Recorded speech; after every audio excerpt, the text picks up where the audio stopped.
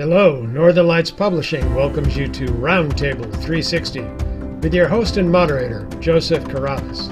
RoundTable 360 brings together people in the creative fields, dancers, thespians, poets, actors, musicians, authors, and others from across the globe in conversation about things that are relevant, irrelevant, serious, and fun. Today's roundtable is the interaction of politics and art, expressing the moment. If art bridges the mundane and the sacred, then how does what happens in the mundane impact what is seen as art? Does the good king encourage artistic freedom? Does the tyrant call creatives to heal? What, if any, is the political responsibility of the artist? Today's guests include multimedia artist and AI explorer John Scullin, editor, publisher, and award-winning poet Clarabelle Moray Fields, and a host of others. Stay with us and enjoy. Hello, everyone. Thank you to, 3, 2, 1 again. 3, 2, 1. Hello, everyone. Thank you for attending tonight's roundtable. If we're all a little bit staggering and slothful, it's because some of us have 3 toes, and the joke's on you if you don't get that. However, that being the case, we here in the US are just getting past our Thanksgiving celebration. So we're kind of lethargic. All that turkey protein in us, makes us sleepy. Plus, some of us had cheesecake, some of us had Japanese croquettes. It is staggering what we will pack away here. Tonight's conversation is art and politics, the influence of politics on art, the influence of art on politics. We have a usual host of wonderful people here attending.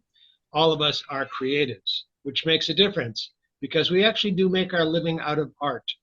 And that is an important thing because sometimes art has to, by its nature, take on political debate in a safe and quiet way, in a loud and boisterous way. We're going to go back and forth now. I'm going to start the conversation with Kyle Ouellette, who is a voice actor extraordinaire, also a media artist. Kyle, what do you believe is the proper influence of politics on art? I think if I had to define it in such a way, I would say that it is an inspiration that forces you to sort of like think critically about the current political moment and translate it through whatever your sieve of creativity is. So, from a personal anecdote, a lot of the time, as a voice actor in particular, I get to occasionally pick what projects I work on.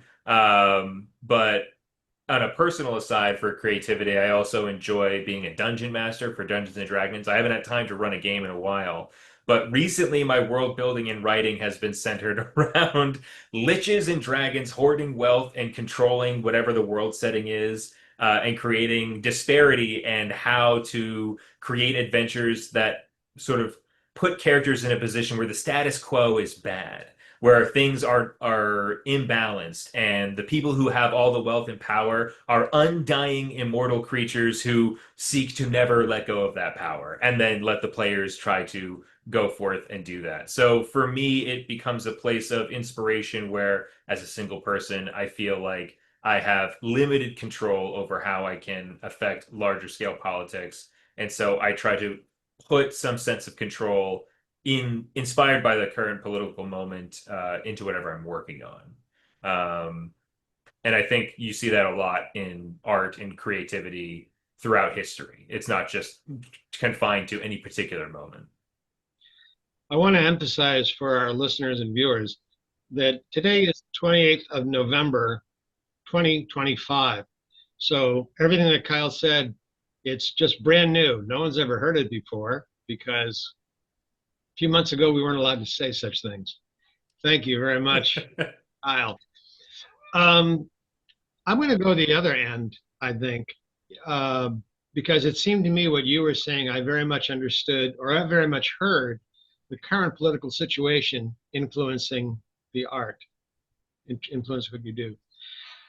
I'm going to go back to, and poets here, please help me out, Ginsberg's Howl, which was 2 things. It was a 65,000 stanza of love and also of what politics was doing to relationships in our culture. I'm also going to go back to the original Rod Serling Twilight Zone, the original Joseph Stefano Outer Limits. I'm going to go back to Heinlein's writings. I realize, I've got gray in my beard. That's why I can go back that far. But even Neuromancer, if you want to go more recently, things like Neuromancer, the Matrix series, these all dealt with political situations put into art. And I feel that part of the responsibility, especially in the Matrix series, do you want the red pill or the blue pill? Obviously, an homage to many past works, Alice, of course.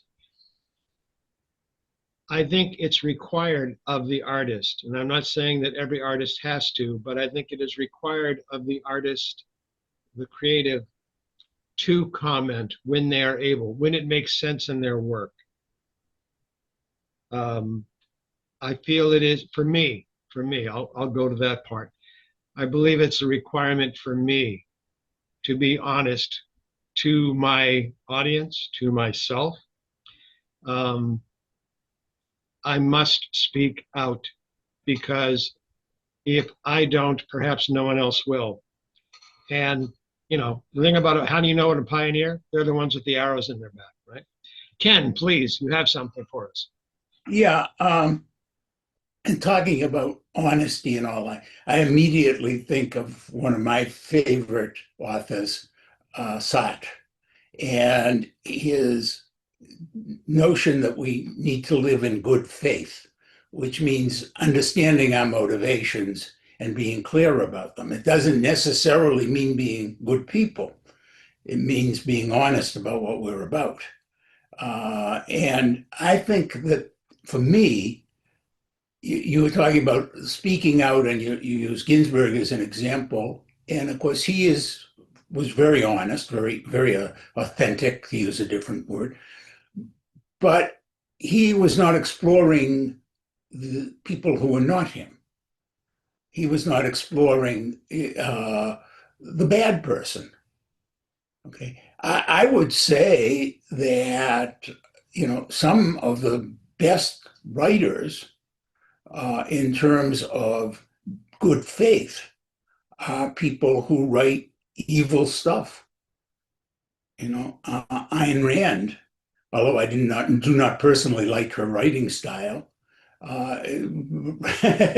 but she wrote very powerful stuff about the Übermensch. And if you think about the politics behind some of Dostoevsky's work, or Poe, brilliant in terms of the politics. Again, this is post-Civil War, the bloodiest war in American history, and this is a man who was extolling the virtue of death and bloodshed. And I think the arts have a responsibility to tell us about what motivates people, what we're doing, and being of good faith, even when the characters are doing reprehensible things. Kyle, do you have a response to this? Yeah, I do actually. That's a really interesting topic and one I hadn't thought of. And I want to try to not become too partisan about the conversation. But when the people in power are literally saying out loud, "We're going to poison you to make more money," it's hard not to feel like you're living in under the grip of the empire. But Kenneth's point about writing evil, I feel like it's hard to conceptualize the sort of realpolitik of what motivates selfish evil acts when you live in a blue-pilled sort of, not political blue pill, but matrix blue pill illusion of everything is working as it's intended, the people in power are acting responsibly, and everything is fine. It's hard to wrap your mind creatively around the motivations and how to like sort of creatively express evil in a compelling way. Versus when you see it, when you sort of like feel like deep, selfish, uncaring of suffering evil in your everyday life, I think to Kenneth's point, it sort of like sparks, I think, when you're a creative person, a thought of like, how do I feel about that? What is my reflection on the human condition with that knowledge? It's hard to contextualize the actions of heroes versus villains when you live a very comfortable life. And so sort of being forced through a difficult crucible, you are forced to ask like, all right, what is the motivation of evil? What is the motivation of good? What is like being, if you're, I'm using, heroes versus villains stories. That's typically what I typically like to focus on as a creative. And I think you really have to grapple with that. And puts you sort of like in a point of view that you wouldn't normally take if you grow up in a very comfortable position. Amy. I can't remember the name of this movie. I believe it was made in China and it had subtitles, and I watched it a long time ago. But it was about a young creative. I believe she worked for a newspaper or something like this. And it was in the 40s, and they plotted to kill the leader. I don't know if he was a dictator or what he was, but they plotted to kill him. And what she was supposed to do is to infiltrate her way in and make him fall in love with her so that they could assassinate him. And what ends up happening is that instead of seeing the leader, she sees the human, the guy at home, the guy talking to her. And all of a sudden, the villain becomes her lover, and she loves him, and she understands why he's quote unquote doing the evil that he's doing. And I don't know what the whole thing was going on in the movie. It was mostly focusing on her and wanting to do the right thing. So to execute the leader was the right thing, but to murder her lover was the wrong thing. So my question is that when everybody judges, here's what a political leader is doing, we don't know all the different caveats of what's behind the thought processes and the actions of these leaders, whether it's politics or your job or the grocery store down the street. We don't know what's behind it. And then when you meet the human, then you get a whole lot more information and you get a lot of the whys behind the action. So, in our current situation, I don't think very many of us know the whys. We might know, like, if there's 100 whys and 100 answers, there's probably 500 answers to 100 whys. But how much actual information do we on the outside get? I don't think we get very much. And so in order to make a judgment, good or evil, I think we're being kind of naive in a lot of ways. Rick, please weigh in. Okay, well, to be controversial, I've got my strong opinions as to the why for a certain person who's running this country, and I think it's all money and ego. But as far as our topic at hand, politics has really always been, infused with literature.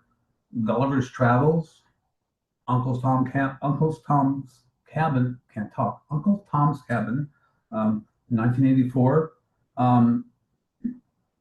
As writers, we're supposed to write what we feel and write what we know. And perfect example would be, I think, Slaughterhouse-Five. The horrors of war. He knew that. He went through that. All Quiet on the Western Front. To get away from Americans. And then, actually, the greatest writer of all time, right? Shakespeare. He was, in very many ways, he wrote beautifully, but he was kind of a propagandist for the Tudors. Richard III. That's really pure propaganda, justifying the overthrow of the House of York by I guess Elizabeth's grandfather, Henry Tudor.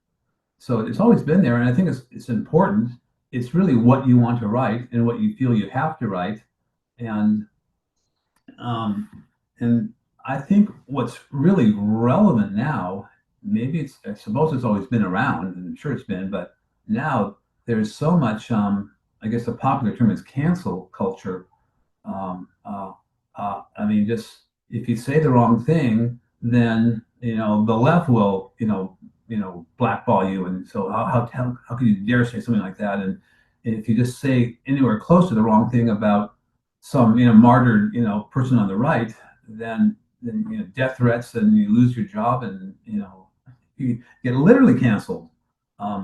So yeah, it's an important topic, but it's a topic that's always been there. And as a writer, I don't know anything other than writing what you feel and writing what you know. And if that touches on politics, which I don't really write about, but it's something that you really have to do. Ken, before I open the floor to you, it sounds a little bit, Rick, like you were saying, creatives, whether they mean to be or not, are propagandists. Oh, no, I wasn't. I was saying it's my opinion of Shakespeare. He was a deliberate propagandist for the Tudors. Right. And a few things that he wrote, not everything, but a few things that he wrote. Well, okay, a few things he wrote, not everything he wrote. Titus, okay, things like that. But the thing is it possible to write something fictional and not have some kind of slant in it? The author, the creative, will have a slant. The voice artist will have some kind of inherent belief. So I'll put this open to Kyle. If you are asked to portray a character who is opposite to your belief system, is that a challenge? Is that a joy? I've heard actors say they love playing villains. Oh, I mean, There's no ceiling for villain. From an acting perspective, I think it is a challenge and a joy.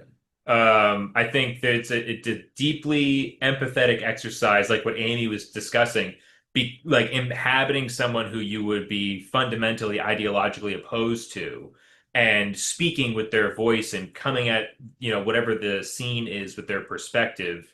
I recently narrated an audiobook about Viet Nam and the horrors in that war, and some of the soldiers that were featured in that war in that book, do awful things, and you have to narrate it and bring truth to it because they really did happen. And so I think part of that for at least from an acting perspective, when you are dealing with people or ideologies that are deeply opposed to you, it is part of the artistic work to look within yourself to find a deep human connection, to portray that person believably, and give it, real gravitas, and take it seriously. I think I don't want to speak in too broad or heavy of terms, but I think if an actor is like, oh, I couldn't play someone who is too ideologically opposed to me, I'm like, then you're not doing the work. Like, if you just want to play yourself, that's bizarre. That's not really acting. So in relation to that specifically, that would be my thoughts on it. Thank you very much. Ken, please. I want to pick up with where Rick was, partly because I've been doing a lot of playwriting lately. And also I'm very politically involved in another country. And so something right up my... I think that one of the things that we, and I say we, and people my age particularly, grew on just at the beginning of the Second World War. So I grew up during the heyday.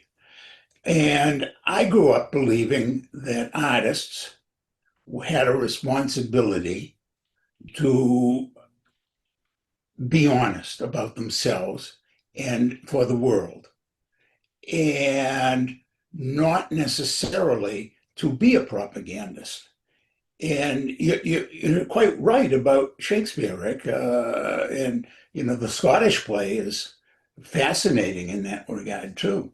But and I wish our Sabina were here to talk about acting and politics too. But the thing is that wasn't the whole idea of the Second World War, in theory, that we should all no longer have to worry about who's in control. And the thing that I think is important about this conversation today is we're going back the other way. So now we risk being a martyr for declaring ourselves. We risk being cut off from funding for writing that play that says, hey, you actually got the throne by being a murderer or something. And to me, it falls very heavy on my ideological side that I have this responsibility to keep shouting and encouraging other creatives to shout. We have to be honest. We have to tell the truth. And, I want to be Edward R. Murrow on the rooftops of London during the Blitz, talking about the bombs. I want to be that. I'm not sure I'm brave enough to be that. but at some level, I want to be that. And I want us all as creatives to be that. That to me is Woody Allen's The Front, which to me was one of the greatest movies about McCarthyism. Amy, you had something for us?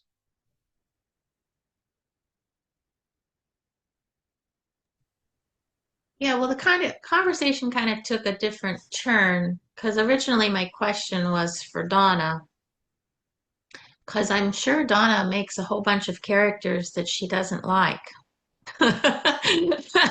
or wouldn't particularly invite over for dinner.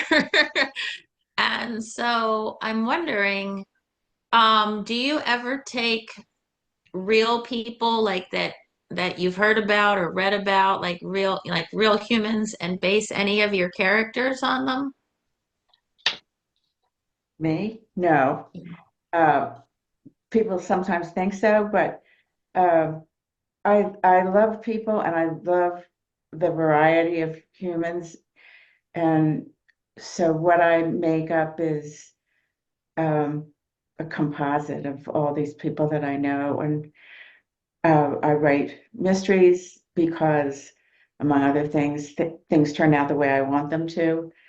So it's an escape for me and it's an escape for the readers, but nothing political. It would make my books more dated than they already are, among other things. And mine is meant to be entertainment. It's popular fiction and diverting. It makes you forget about what's going on for a while, and that's what I do. Good. I thought that was what you were going to answer. Kyle. Yeah, I wanted to bounce off of what Ken was talking about regarding that responsibility of creatives to like be honest and if God forbid we come into a moment where we literally are in danger of being imprisoned or if there's any kind of liberty at stake for speaking personal truth to power through art and creativity. But that act that you're talking about of like, describing the bombs during the Blitzkrieg or even like the national anthem for the United States. I think it's interesting to look at art throughout history that captures the sort of conversation of the human experience over time, can help echo and provide wisdom and courage to people that experience different moments of political turmoil. So if you watch Casablanca and you're like, oh well, like this doesn't really relate to my time period because we have color here, but those people in Africa who are, like Rick is trying to like not be involved. Like he's trying to. I use film as a touch point a lot more than literature. He is trying to not be involved in the war. He tried a little bit in Paris, didn't work out, obviously. So now he's trying to get away from it. and then seeing how a personal connection can help tie you back into a small active revolution might change the way someone feels about their involvement in a certain kind of political moment.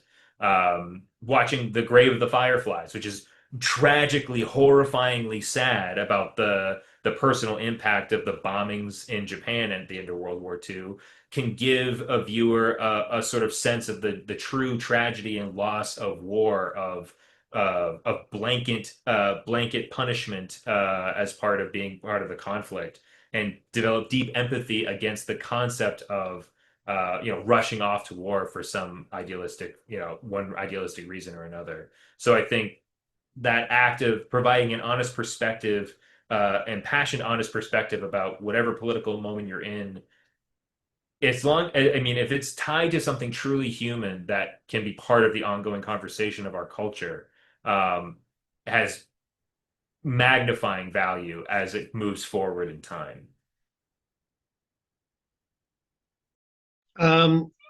We have with us a gifted poet, and Clarabelle, you've recently had 4 other poems published in an anthology, a poetry anthology, if that's correct term for it.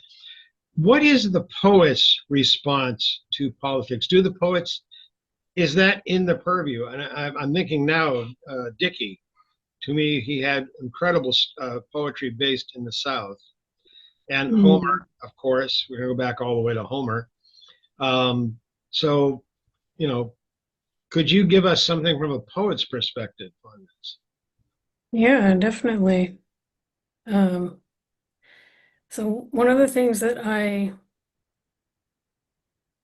admire about a lot of poetry, and obviously your mileage will vary because not all poets are political, just as not all writers are political, but I think art and poetry can be a very powerful vehicle for political commentary, political resistance, and then also memory, which touches on things that what Kyle and Ken, I think, have been talking about. If we don't record these things, if we don't put our resistance out there, if we don't make a record of our voices and our thoughts, we forget, and history repeats itself and repeats itself and repeats itself. And something that I always found striking, I remember when I was younger and I was getting into a lot of older, more ancient literature, was reading Greek myths, reading the Iliad, reading the Odyssey, and seeing how quintessentially human those stories were, seeing how such little had changed over time. How people were still fighting over property, they were fighting over women, they were fighting over land, they were calling each other dogs and names and all of these things. And if we don't record these things, if we don't remember them, we're just going to keep repeating it. I know for myself, sorry if I'm rambling, I write a lot of speculative poetry and speculative fiction. So I often have my eyes on a lens towards the future. And through my work, I think for me personally, it's a way of trying to cope with the uncertainty of politics, of the world. And it's kind of like, I don't know if you all have heard this, but I've heard some scientists propose that we have nightmares to prepare ourselves. I don't know if you've heard that hypothesis before. That nightmares are your brain's way of preparing yourself to have to fight. Prepare yourself for, what am I going to do in this situation? And to a large degree, that's how I feel when I'm writing. And when I'm writing speculative poetry that has that political leaning, it's kind of that preparation. It's putting that out there so other people can hear it and can maybe echo back something to me of like, hey, this is what I'm seeing happening, and here's how it could go. Here's how it could run. So, I know I rambled for a little bit there, but to kind of bring it all back together, poetry and art in general, I think it's all very often inherently political because we're watching and we need to put our voices out there. So thank you for listening to me ramble. No, thank you, Clarabelle. I thought that was a very powerful statement, that part of the responsibility is to record what's going on for future generations. I know, excuse me, I know in my studies, You hear something from one ancient source, yeah, okay, that's their thought. But when you have 4 or 5 sources all saying the same thing or things very similar, okay, this must have actually occurred. This must have really happened. One of the reasons we know that the flood actually occurred at some point was the number of different cultures reporting flood mythologies. One of our people here, I appreciate, Kyle, you have your hand up, and Ken, but I'm going to actually turn over to Teresa for a second. Teresa has recently published a book, A Daily Gift of Friendship, and it's part of a series of books. And all truth on the table, all cards on the table. I am a contributor to the last book in the series. But one of the things I noticed and made me interested in writing for this series and working with Teresa was the fact that these books bring hope. They bring hope. They bring a sense of relief, a sense of camaraderie. We're all in this together. We've all had similar experiences. We've all had shared experiences. We may be separate people, but we're all experiencing the same thing at this moment in time. And again, I recognize this is a recording of history at this moment in time. But to me, there is a power, not just because I'm in one of the volumes, but because someone has taken on the task of bringing hope against political situations in all the countries. Repression not only occurs somewhat here in the US, but it's worldwide. Solzhenitsyn, ask him if he suffered repression in the Soviet Empire. No, not at all. That's why they put me in a gulag. That's why I ended up living in northern Vermont. It was the only place in the US that was as cold as the gulag. There's a certain sense of I'm in this with others. I'm not alone. Would you be interested? I apologize, Teresa, I've picked on you in your book, your series. Would you be willing to share a little bit about this and what prompted you to create a series with the intention of giving people a daily reason to keep going, despite everything else in the world? Honestly, it was a God thing. And it's like if I could bring anything to if I could bring anything to the world today, what would I bring? And I think you said the word, and the word is hope, because each one of the books, starting with gratitude, then the second one was hope, then the third one was kindness, then the fourth one was peace, and now the fifth one is friendship. Every single one of the stories in this has an author's voice that talks specifically about the topic at hand, whether it be gratitude, hope, and so forth. I think what this series intends to do is to bring people to a place within themselves where, regardless of what's going on in the world, they can have hope in their hearts. They can have dreams that are dreams and not nightmares. They can have a way to express themselves and how they are in relationship to one another and how they are in relationship to themselves, by using these words that from other people who are saying things that resonate with them. Somebody said the word truth. We have to bring our truth to the table. Every single one of these people brings the truth, but really, in my opinion, is my truth the same as their truth, as all my friends or whatever? No, not in every topic, not in every situation. And that's going to always be the fact. We are going to have a difference of opinion. And what truth is being fed to us by the media on either side of the aisle? This is not about right or wrong, in my opinion. This is about right. It's not about right or left. It's about right or wrong, is what it is.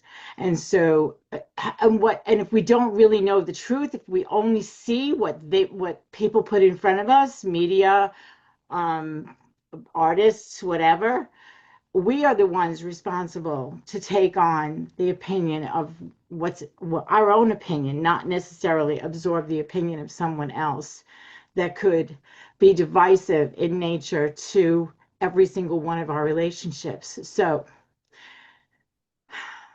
hope, gratitude, kindness, peace, friendship, brings light into a situation and a circumstance as opposed to darkness.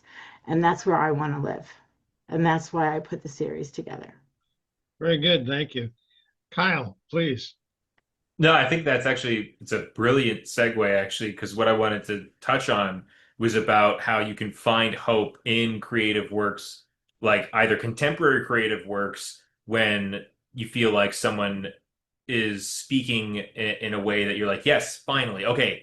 Like I've been waiting for someone to say that or express that in this art, in any kind of art form. And then there's like a really deep hope. So it's like it's obviously invaluable contemporarily, because I think right now people feel so isolated, despite being ever more connected than ever. People feel like they are just like bombarded with turmoil and troubles, either at home or from far away or whatever the issue might be. And then to read or watch or see a piece of art or creativity output from someone from millennia ago who is asking questions that you are asking, and to sort of give the hope of like, okay, 1,000 years ago, this person was going through a tumultuous time and was writing about these themes that I am struggling with. And that gives me hope, because it's part of the human experience. Like this is something that we have survived through. We have gone on to write, books and movies about this thing and get on the other side of it. And even if it's just for one day, that can be something to hold on to. Be like, okay, me and this person will never meet. They are from 1,000 years ago or whatever it might be, but we are both going through something similar. And that dialogue across time can be really encouraging when you feel like there's nothing left to hold on to. Thank you, Kyle. As you were talking, all I could think of was A Tale of Two Cities, which, that seems to fit. Ken, please. Okay, seems to me what we're doing is we've been dividing art into different purposes, as it were. There's the red pills and the blue pills and the white pills of hope. And I'm not sure what color the other pill is, but the other thing that strikes me is distance, perception, perspective kind of art. Kind of like the more Buddhist kind of view. Okay, what is, and we float on by, and we keep trying to be as distant from as possible. And of course, from playwriting perspective, for me, the king of that was a guy named Brecht, who totally failed, because no matter how much he tried to make us see things as being indifferent to us, we got more and more sucked in, which is perhaps the greatest thing about art, is that even when we're trying to be distant, even when we're trying to objectify and remove our emotions from it, can't help us but bring us in. And maybe that's the function of art, is that it is the power of certain kinds of things to make people interact at some level, not necessarily face to face as we're doing right now, but if I stand there in the art museum and I'm looking at Magritte's paintings, I'm interacting with him. He's long dead, but I'm still interacting with him. And I pick him because I probably, out of all the artists I've ever stood in front of the paintings of, his have the most universally powerful impact on me. But I think that idea that we have red pill, white, blue pill, white pill, and maybe yellow, it sounds good, but maybe in the long run, all of the pills lead us to the same place. That even when I'm reading Donna's very, very fine, cozy mystery kind of writing, and I enjoy her books very much, they still make me have reactions. Like, what's wrong with this society? Why are these people so indifferent to this? Why haven't they? And I get emotionally involved. And I guess that's what makes me not just a creative, but a consumer of creatives, because I do react. And I think that what is one of the things that's just kind of gone through my head now in this latest bombardment kind of comment is Are we still teaching our children to react to creativity, or are we teaching them to not react to creativity? And if we teach them to not react to creativity, to not value it, to say, for example, value what AI can create, to go back to one of our favorite whipping boys in this discussion group, that what are we doing in terms of ultimately changing the political and the human and the cultural?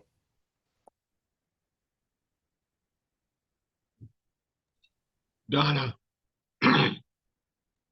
Yes, sir. What Clarabelle prompted me to wonder is, do you folks think that human nature ever changes? I have my own thoughts, but I'd like to hear some.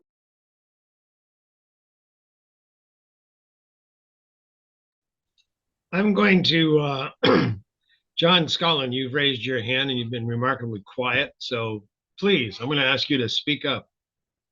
I just haven't had a way to, I still don't know how to ask this question or to answer it, but in regards to the modern arts, it feels like the, and I'm throwing a lot of creatives under this umbrella, the court jesters are being attacked in this current administration where creativity, be it making fun of or just expressing political or religious or sexual beliefs, is attacked by one side to the point where books themselves are being banned in libraries and schools and such like that. Do you feel like that we are living in like a small moment of that? Because Kyle pointed out a book that was 1,000 years old, that that story reached somebody eventually. And perhaps that book was written in an area that was like okay for that word to spread and flourish. And do you think, how long do you think that takes time to heal, I guess? Like if from this current environment that we're in, where creativity is being attacked on both sides. You got your right wing and left wing commentators. It feels like currently we're living in a weird, scary time where to be creative politically is you're making a lightning rod out of yourself, both mortally and uh, for your business, you know. I want to thank you very much because none of us have experienced that, except maybe Donna, because she doesn't do that. But Donna, I wanted to mention human nature. I don't think human nature. I think human nature does change over time, but I think the predication for human nature to change is neurophysiology, because our natures are based on our evolutionary biology. This is what helped us survive. This is why we're social creatures. This is why we attack the outsider, the unknown, the one who is different. And maybe we don't do it with axes and spears and clubs anymore. Maybe we don't chase them across the pampas, but we do chase them with our words. What's so fascinating is when I was a kid, not only did you hit people, but you also called them names. And, you know, sticks and stones may break my bones, but names will forever and indelibly mark me as beast and a hellion. That's it. But we never said that back then. Nowadays, somebody says a bad thing, well, that's unruly, that's unkind. And we, again, someone here mentioned basically the thought police. So human nature does change over time, but it changes time literally over millennia, over eons. Because until our neural wiring changes, we're going to be doing the same types of things, we'll be thinking the same types of things, we're responding the same ways. I wish it would change faster, because there are some of us who live for change. Some of us who, you know, are difference driven. We want the change. We use the change in our creativity. And our work is either applauded or reviled because of it. Kyle, please. Yes. Joe, So I've got a couple. Oh, go ahead, Amy. Go ahead, Amy. I just have, it's for Joe, So Joseph, you said that human nature can't change. Do you mean collectively or as on an individual basis? On an individual basis, human nature, on an individual basis, individual nature can change. If people are willing to put in the work, they can restructure, reinvent, re-engineer themselves. It takes a tremendous amount of work. Ken has been a psychologist, so I'm sure he's aware of what it does take. My experience of working with people who want to change is most people give up. Most people can't. It's like the person who, I want to quit smoking. No, you don't, because you haven't quit. That's a harsh thing. Just say no to drugs. You got to be kidding me. Really? You have to so radically change who you are. It's that's why people who recover from catastrophic illness like cancer, we call it a remission. It is literally a remissioning of their lives that is required to change who they are. Individually, yes, people can change. Collectively, you're talking about something called social inertia. And that is very difficult. You can separate yourself from the crowd, but then you've done so. And of course, if you separate yourself from the crowd, you become the observer of the crowd. Not a good place to be in today's society. Did I answer your question, dear? Yes. Kyle. Yeah, so I'm going to bounce across a couple different points because people have been bringing up really interesting comments. The first thing on human nature changing, I don't think human nature, I think separating, can people change? Absolutely. Human nature on a large scale, I think we need to take a look at not only us as a civilizationally, but also on a species level, because I think we're still basically operating on monkey brains. We're still very much we're interested in social hierarchy, we're interested in resource allocation, we're interested in mating, we're interested in food.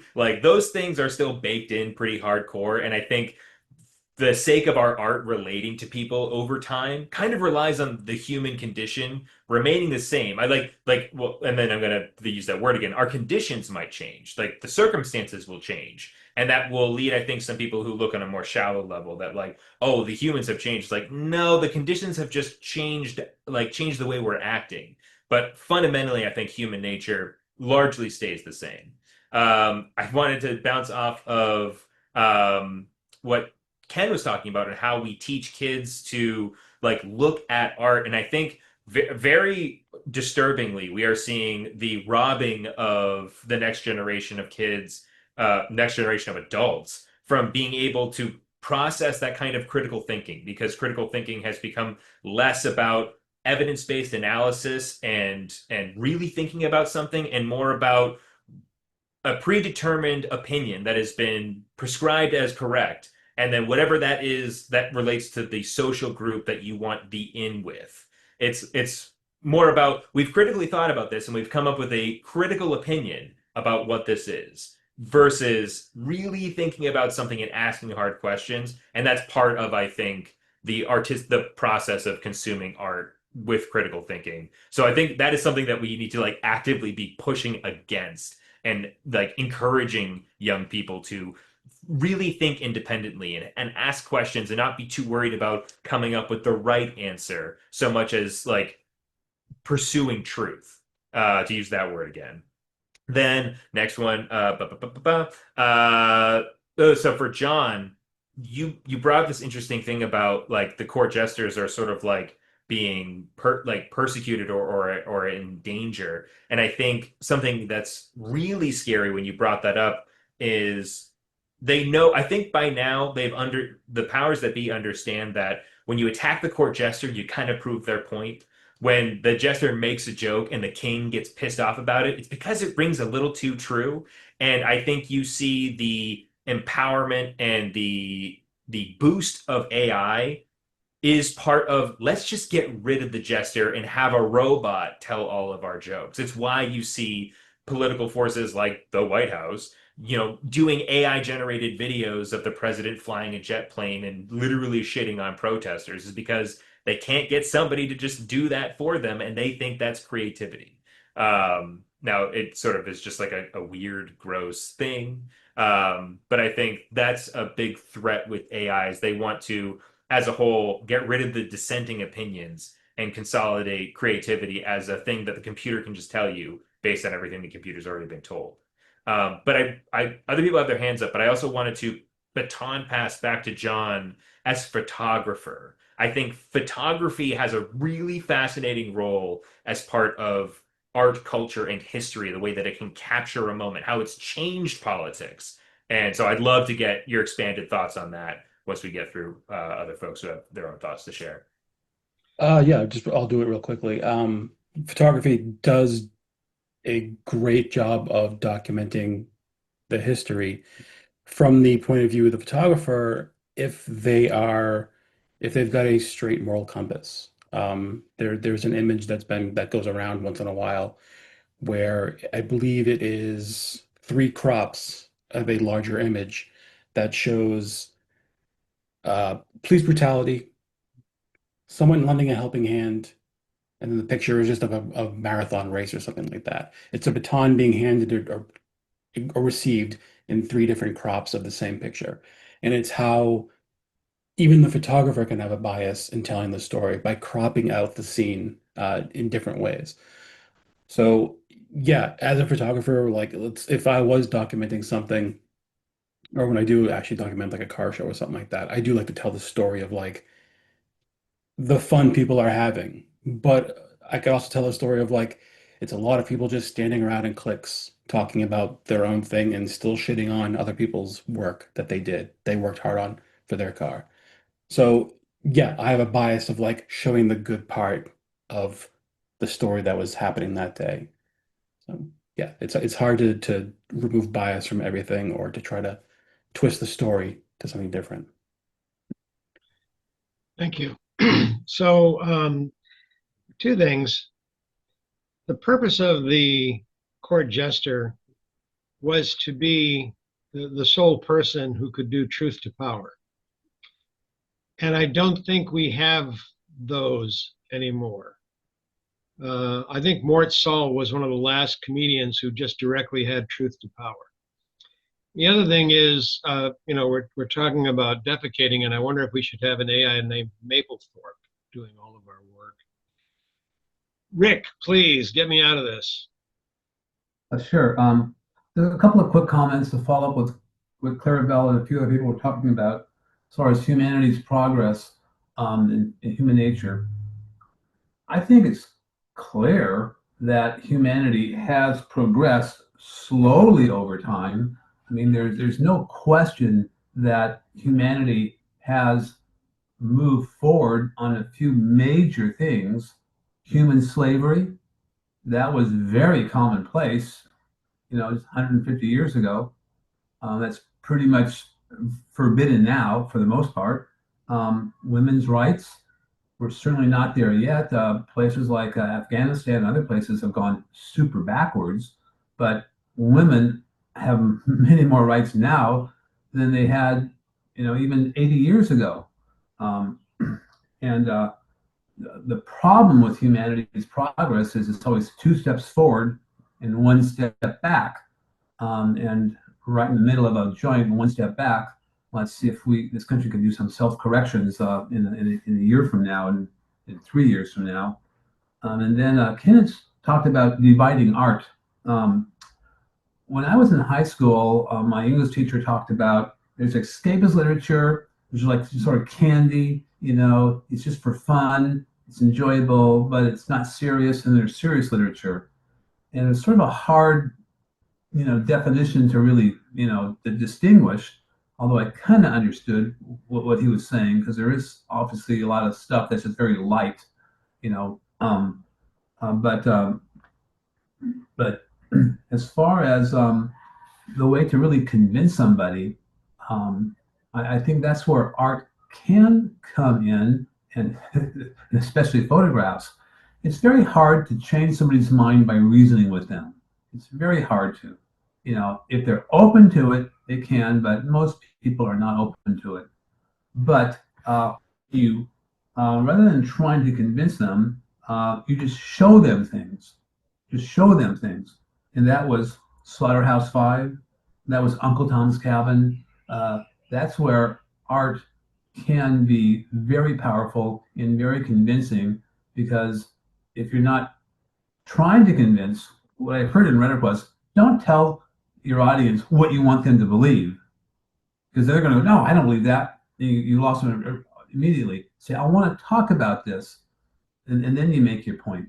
But art has always been critical for politics, and it's amazing how it's being attacked right now. Thank you. Thank you, Rick. Ken, please. I wanted to go back to the idea of the mutability and immutability of human nature, because I think it's so easy to get lost in that. When I taught psychology, I used a different definition from the other people around me. I said that psychology was how living systems utilized or processed information.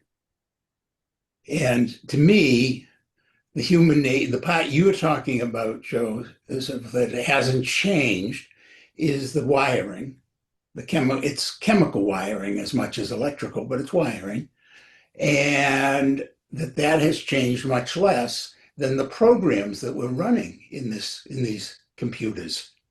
And so you can see things that, for example, my favorite example of this was when Freud started working, the conversion hysterias were very popular. And I literally mean the word popular. And people would come in, I can't move my hand, or I can't this, I can't that. And of course, what he did first was he used hypnosis and stuff like that. But, it was all sexualized kind of stuff. And I don't want to go and rehash Freud. Now, when I was practicing, I think I saw 2 conversion hysterics in all my years of practice.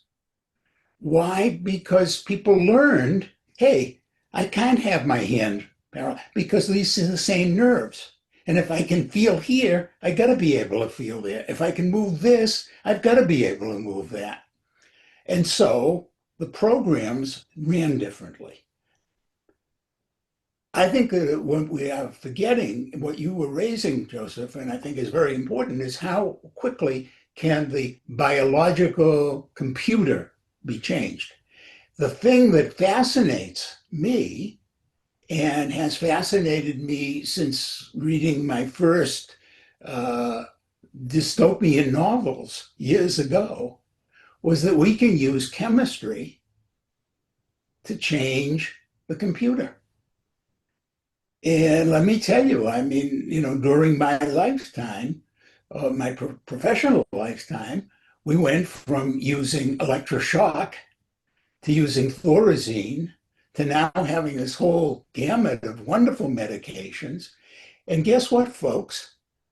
If you are on a weight loss medication, one of those weight loss medications that they're touting and that the US government is making more available, cheaper, if all that stuff. And Serena Williams, the great tennis star, is touting on television and all. They're rewiring. They're rewiring that system.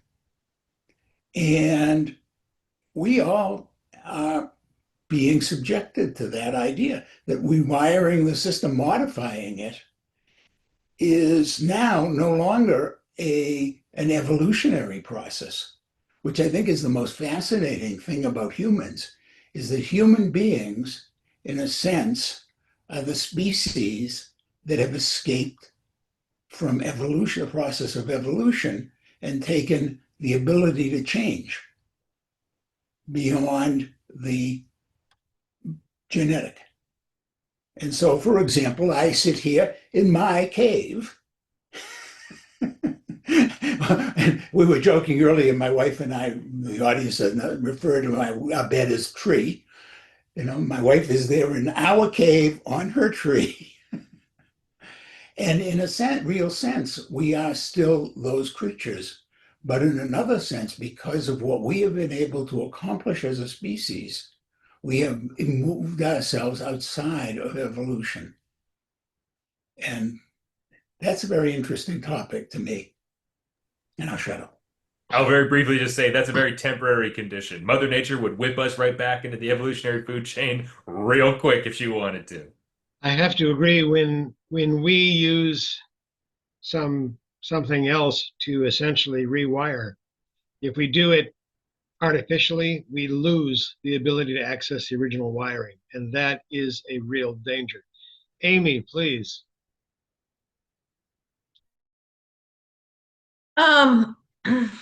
This kind of comes off what Rick was talking about. Slavery still exists. It just exists in different ways. And it's tremendous. And it is intricately entangled in art and culture and politics and everything else. And what nobody has mentioned is that art, especially through computers and music and mass media and all of these things, it has the ability to rewire, brainwash, whatever you want to think, whatever word people choose to call it. And it actually, in my opinion, is very detrimental to the human potential, to the human progress, I mean, it's not two steps forward and one step back. To me, a lot of these things that they're doing, the brainwashing that they're doing to so many young people through art and culture and media is severely detrimental. And it's not even going to be just detrimental to this generation. It'll be detrimental to their children and their grandchildren. And we're not going to be able to reverse that. We're not going to be able to fix it. Somebody else is going to have to fix it because we're going to be long gone. And you know, the atrocities that have happened. I lived through 3 sets of riots in Baltimore. All of the artwork down there was destroyed. Beautiful statues that have been there forever, destroyed, thrown in the river. Like, you know, me going to work was dangerous. I mean, we had military on every corner of the road.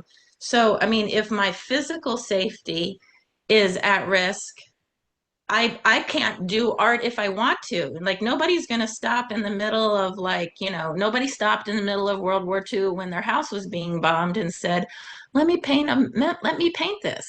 Let me take, you know, maybe they took pictures, you know, or maybe they went out to the countryside and wrote music. But when you're in immediate pending danger, there is no art, there is survival.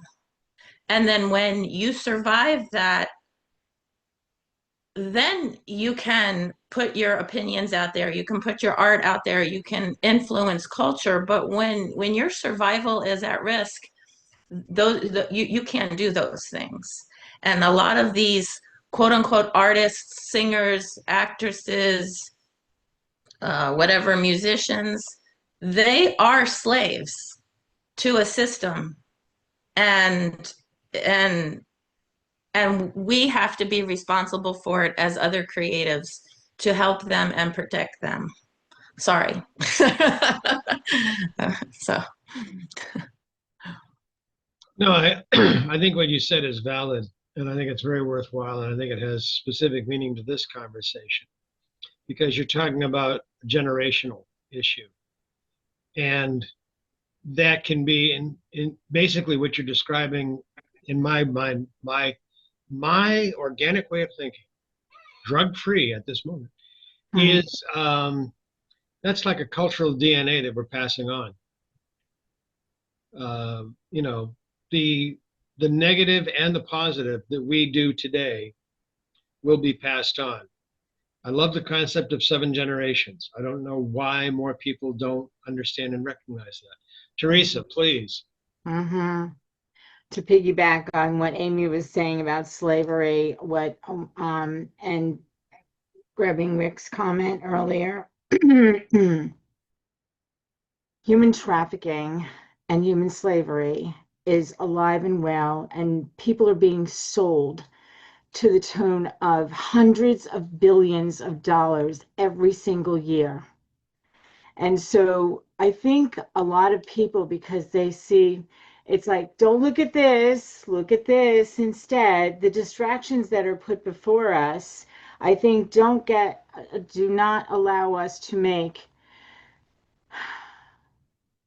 individualized decisions on how we are going to either use our art or not use our art, or use our mind or not use our mind.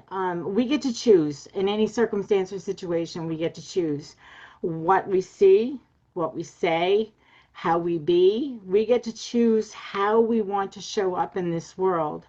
And regardless of the political climate, regardless of whatever, somebody said something about we are documenting history. We're definitely documenting history, but it's being documented in so many different ways that we can't find the common thread that runs between them, known as truth. We can't find it. Okay, but we can be distracted by all this other stuff. And what do we want to embrace as that truth? And how much focus do we want to put on the destruction that's happening instead of the beauty that is being created by something so much bigger than us? We only have a limited time on this earth. What are we going to do to make a difference and leave our mark on this earth in a way that it can help the next generation or several generations? I think I want to say something about the introduction of AI. From a standpoint of the creatives, I recently heard something that there are two albums, if you will, on that are number one on several different charts of Christian music that are AI.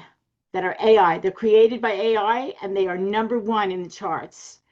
And so how does as a writer, as an artist, how does the introduction of AI into our experience in this time and place, how does that affect how you show up as an artist, how I show up as an artist, whether it be writing or whether it being physical, pottery or whatever else I do in ways of art? How much of that is being infiltrated by the AI systems that are in place today, and what are they bringing into the conversation? You can literally have conversations with AI, and so how much are we using the human touch based on information and the platforms that are available to us like this? How much are we losing as human beings along the way, regardless of what we're talking about? So I get a little riled up on this topic. Kyle, I know that you're up next. However, John, you dropped some really fascinating comments into the discussion, and recognizing that Teresa's bringing into the conversation the whole concept of, do androids dream of electric sheep and Blade Runner? Really know who the AIs are. John, could you share your thoughts, because I find them very worthwhile?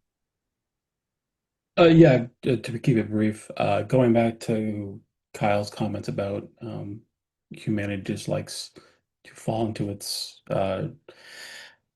comfort zones. We need hard guardrails the more we learn about history in our lives. Like, we all agree that slavery is bad, but we shouldn't call it something else, like incarceration and having prisoners work for pennies. We all agree that music and books don't make you worship the devil. So Black Sabbath does not make you a crazy person. It's probably some sort of lead paint you ate as a kid. Harry Potter does not make you also worship the devil. Despite what you think about the author, the books were a great introduction. Like, got kids excited to read, but people still wanted to ban them because of religious beliefs. So it seems like we can look back on history a lot more granular than people before us could.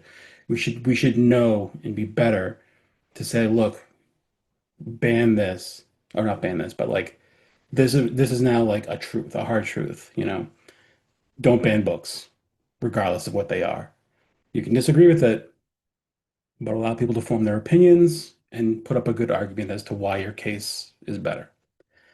But it does seem like every attack against the arts, when it's put into a political sense, be it J.K. Rowling's political beliefs or Kathy Griffin holding the severed head, political candidate, it's there to keep us fighting amongst ourselves and ignoring a bigger picture of what's happening behind the scenes. So those are my thoughts. Thank you so much. Kyle, please. Yeah, so just very briefly, I know we're trying to wrap. The topic of like progress of how art relates to progress and sort of like predetermined values that we feel are static. I want to sort of like hone in on that because I feel like something that we've lost in our age of technology and progress is the conversation with great minds of the past and this assumption that progress is linear and that where we are now is the pinnacle of humanity and that everything in the past should be simply judged with the critical eye of this is bad or this is good instead of having a much more difficult conversation about the complex, often contradictory human experience throughout time. The idea is like, yeah, like, I mean, even the point of like, by and large, civilization agrees that slavery is bad, but then you have obvious glaring exceptions where like, yeah, it's bad unless they're prisoners, or yeah, it's bad unless it's happening in another country and you get to have a cheap, $50 TV or whatever the case may be. But if all the power went out tomorrow and we were all fighting with sticks and rocks again, you better believe somebody would grab a whole bunch of people and say, you're going to tend this field and I'm not paying you anything but your pleasure to continue existing.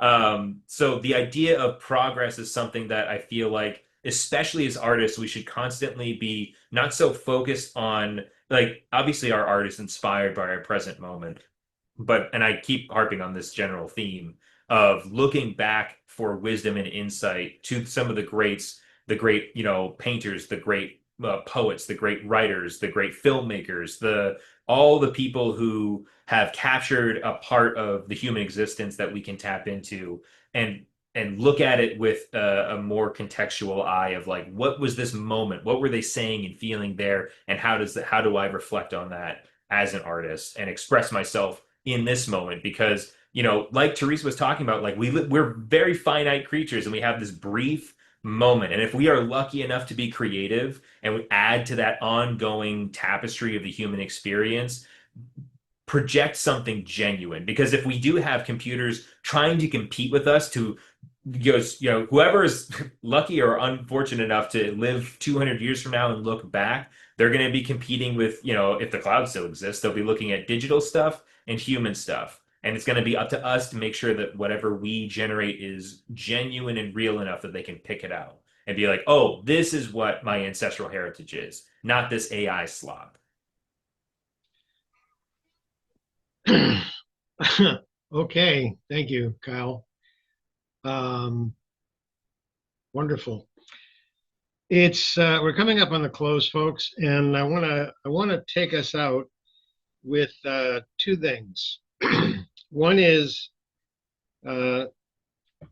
self-plug for work in progress. One of the things I'm putting forward is technology. And this is something Kyle touched on. Technology tells us what you want. Art tells us who you are. And if you look through history,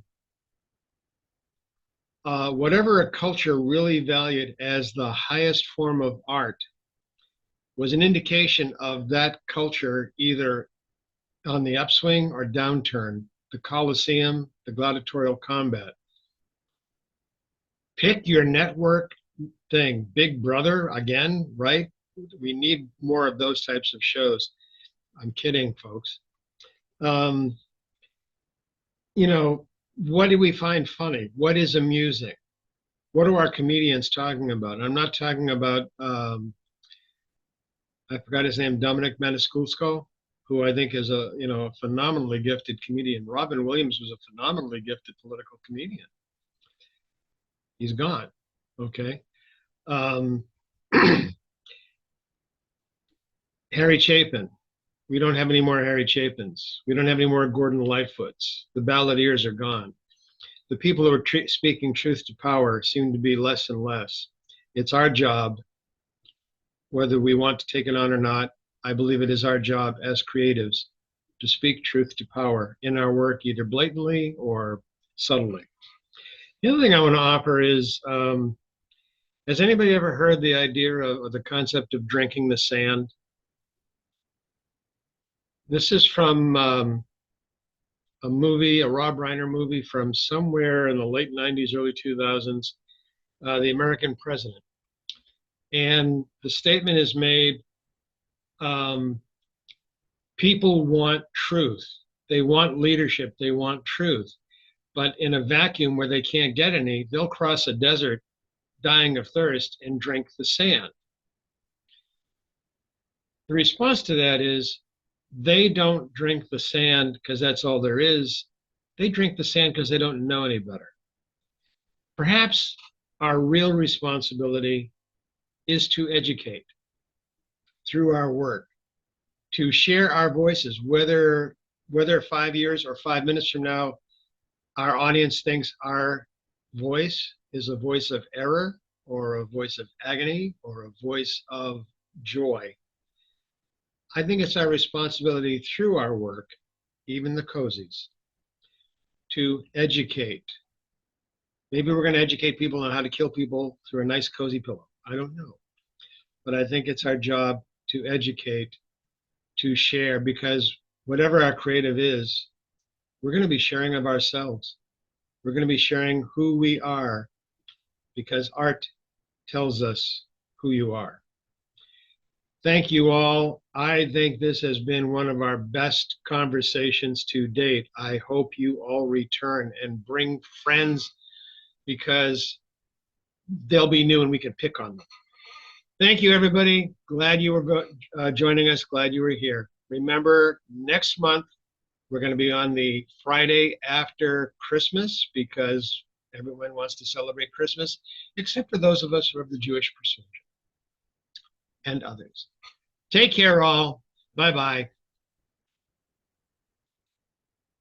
Thank you for watching RoundTable 360, where creatives from diverse fields and across the globe gather to discuss what's relevant, irrelevant, serious, and fun.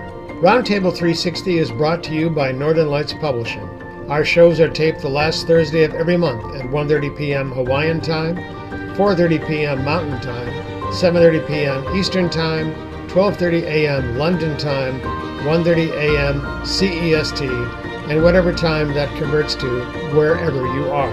Please join us. Get your invite at http://nlb.pub/roundtable. See you next time, and until then, stay safe and well.